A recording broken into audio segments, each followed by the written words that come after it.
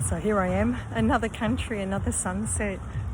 Today I'm in Croatia, and another beautiful, stunning sunset over the islands out the back here.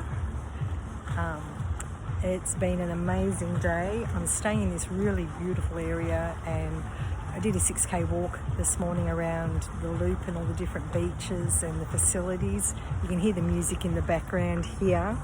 I'll just show you that way. And just hidden in all these areas up the back here is just all these little lounge suites and bars and all different levels, and it's pretty cool.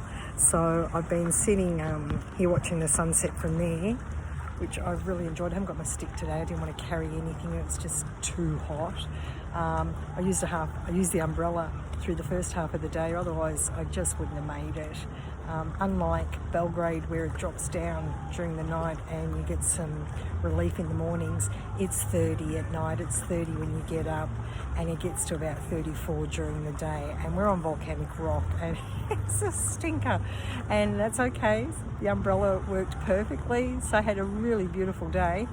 Went home, had the siesta, had a cold bath, which was super cool, just brought my body temperature down, and then headed out to the old town. And oh my God, it was mental, absolutely mental. There were thousands upon thousands of people. It has the hugest walls I've ever seen. They have diced and chopped that place up into that many little bits, and you've got to pay to go into every bit of it. And it's just basically a big shopping centre.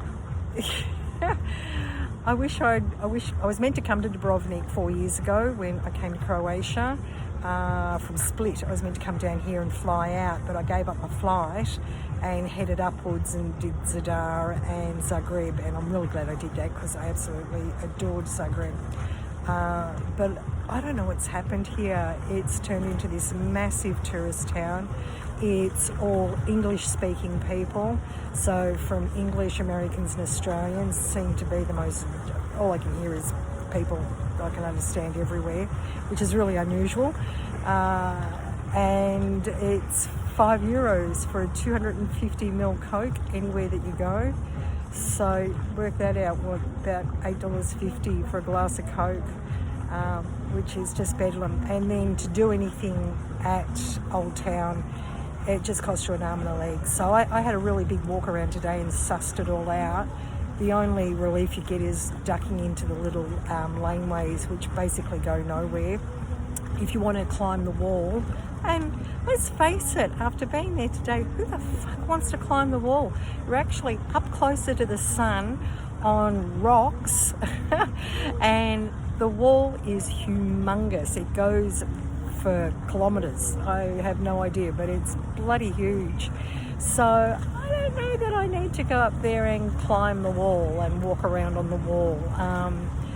I walked around inside today. That was enough for me. I'll head back tomorrow and I'll do more of that, and I'll go around the actual outside of the fort and check out the town around it as well.